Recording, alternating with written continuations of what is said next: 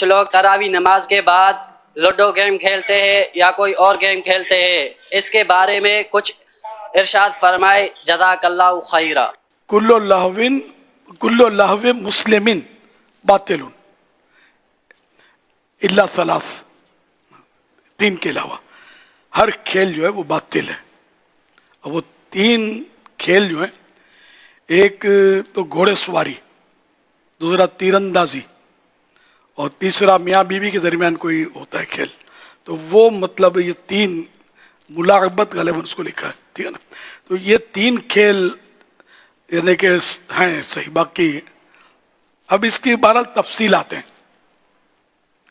جو فتح رضویہ وغیرہ میں ہے۔ تو یہ لوڈو تو یہ تو گندا کھیل ہے، اس میں تو مطلب جوا اس کے ذریعے کھیلا جاتا ہے۔ تو اگر جوا نہیں ہے اور خالی جھوٹ موٹ کھیلتے ہیں تب بھی اس میں وقت کی بھی بربادی ہے اور اس کی بھی اجازت تو نہیں دی جائے گی کھیلنے کی۔ یہ جھوٹ موٹ تاش کھیلیں، جھوٹ موٹ شطرنج کھیلیں، یہ سب ان سے بچنا چاہیے۔ ویسے اس سے سوال کے سینریو میں ایک بات ذہن میں آ رہی ہے کہ عام طور پر رمضان شریف میں یہ چیز تھوڑی سی محسوس ہوئی ان کی، جو پہلے تو ہوتا تھا، اب بھی کہ یہ لگتا ہے چل رہا ہے۔ یہ اور بھی کھیل یعنی جو پورا سال نہیں کھیلتے ہوں گے نا، کرکٹ کھیلتے ہیں گلیوں میں، دھمالے مچاتے ہیں، کیرم میں بیٹھے ہوئے ہوں گے، گپ شپ میں ساری رات گزار دیں گے، یعنی یہ بھی ایک طبقہ ہے خاص کر محلے جو نبڑے ہوتے ہیں نا، جن کو کام دھندا نہیں ہوتا ہوگا یا کام آسان ہوتا ہوگا، اب تو اور آسان ہو گیا نا، اب تو بیٹھے بیٹھے وہ آن لائن کاروبار شروع کر دیا لوگوں نے، ٹائم ہی ٹائم ہوتا ہے۔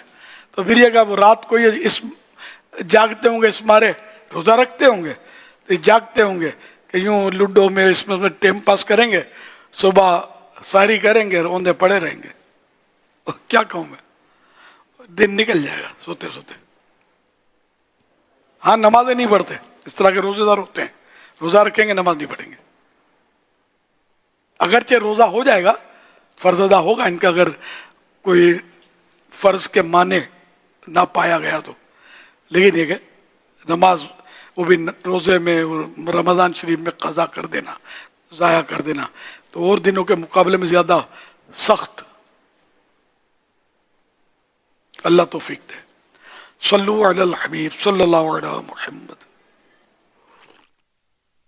میرا سوال یہ ہے کہ آپ نے فرمایا کہ پہلے کھانا کھا لیا جائے بعد میں نماز پڑھ لیا جائے، تو اگر عام روٹ میں روزہ ہوتا ہے شب برات کا، اکثر شب معراج کا، تو روٹین اس طرح ہوتا ہے کہ پہلے مغرب کی جماعت کر لیتے، اس کے بعد کھا لیتے، اور جماعت کے بعد جلدی سنت پڑھ کے جلدی کھانے کے لیے آ جاتے، تو یہ ٹھیک ہوگا یا نہیں؟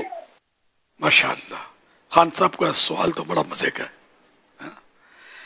خان صاحب، ہم نے یہ نہیں بولا کہ کھانا پڑے گا، پانی ہم لوگ خود پانی سے جیسے افطار کی ترغیب دیتے ہیں، پانی پیو نماز پڑھو بعد میں کھاؤ، تو یہ اگر کسی کو اب کھانا چاہتا ہے، دل کر رہا ہے تو بھلے کھائے، دل نہیں کرتا تو زبردستی کھانا کوئی ضروری تھوڑی ہے۔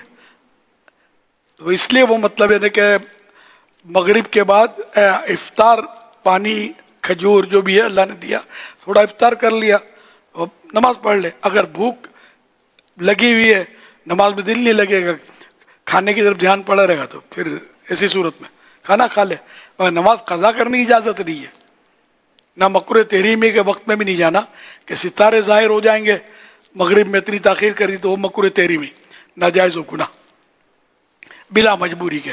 تو یہ اس میں یہ ہے کہ اتنی دیر نہ کریں، مطلب نہ اتنی دیر لگتی ہے مغرب کے بعد کھانے میں، تھوڑا بہت دیر ہے، پھل فروٹ آدمی کھاتا ہے، کباب سموسے بھی کھاتے ہیں، پھر ظاہر کہ اس طرح کھا کے پھر وہ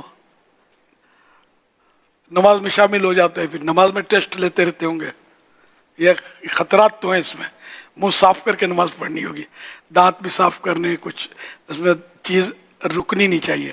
یہ ہمیشہ کھانے کی کوئی چیز، ریشے وغیرہ کے فرشتے جن کو تلاوت نہیں کر پاتے، جن کو قدرت نہیں دی گی، تو وہ منہ پر منہ رکھتے ہیں نمازی کے اور تلاوت سنتے ہیں۔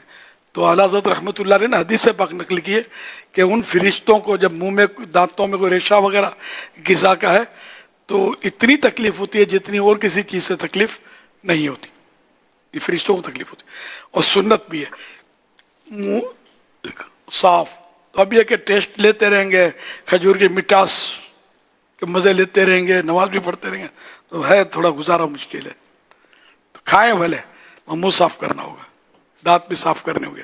تو اب اتنی وہ کرنے کے لیے جماعت نکل جائے گی, تو اب نہیں, پانی پی کر, جن کو کوئی پرابلم نہیں ہوتا, پانی پی کر گزارا کر لے. کھجور بھی کھائیں گے تو صاف کرنا پڑے گا منہ. تو میں کئی بار بولوں, میں تو خالی چوس لیتا ہوں کھجور, تھوڑا حصہ چوس کے مٹھاس اتار لیتا ہوں, تو افطار کھجور سے ہو گیا, پانی پی لیتا ہوں, گزارا ہو جاتا ہے. رمضان شریف میں تو یہ موج لگی ہوئی ہے نا, پانی بھی تھوڑا شہد ڈال کر, تھوڑا لیمو نچوڑ کے صحیح بھائی لاتے ہیں. وہ شہد بہت تھوڑا ڈالتے ہیں, پتہ ہے کہ اس میں شہد ہے, وہ شربت کی صورت بن رہی. وہ شوگر, الحمدللہ میرا شوگر نارمل ہے اللہ کی رحمت سے. ایج فیکٹر ہے نا, تو روز روز مٹھاس استعمال کرنا میرے لیے, میں احتیاط کرتا ہوں, بچتا ہوں. مٹھائیاں اور لوگ تحفے میں بیچتے رہتے ہیں, اس پر میں نے احتجاج کیا بھی تھا بیچ میں, لیکن ہے نا, خیر ہے انشاءاللہ, کھانے والے وہ تھے مٹھائیاں.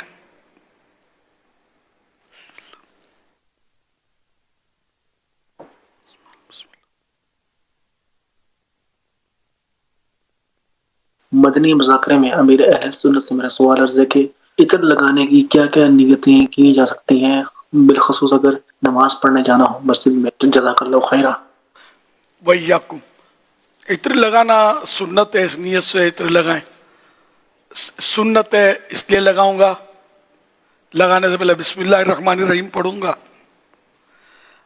اور مسجد کی تعظیم کے لیے لگاؤں گا, اپنے سے بدبو دور کروں گا تاکہ لوگوں کو تکلیف نہ ہو میں بدبو سے, اور میری غیبت نہ کریں گے. اس کے بدن سے تو بدبو آتی تھی, کپڑے کھڑا نہیں رہ جاتا تھا, اتنی پسینے کی بو چھوٹتی تھی. اب پھر عطر بھی ایسا ہو کہ جو بدبو پر غالب آ جائے, تو جو پیچھے سے بولے گا اس میں بدبو آتی ہے تو یہ غیبت ہے, گناہ گار ہوگا. نماز کے لیے زینت لوں گا, وہ آیت کل بھی پڑھی تھی نا, خذوا زینتکم عند کل مسجد, تو اس کے تحت خوشبو کا بھی تذکرہ ہے اس کی تفسیر میں کہ لگائے نماز کے لیے.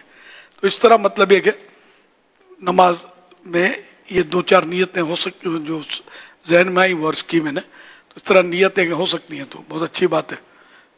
مگر عطر ہو. اب آج کل بس کمائی کا دور ہے, نہ پہچان ہے, طرح طرح کے عطر کے نام پر کیمیکل ہوتے ہیں عام طور پہ. چلو خوشبو دیتے ہیں, لگانا جائز ہے, لیکن اب اصل عطر لائیں کہاں سے, اصل کہہ کر دے گا, وہ اصل دے گا کب, یہ بھی ایک مسئلہ ہے نا.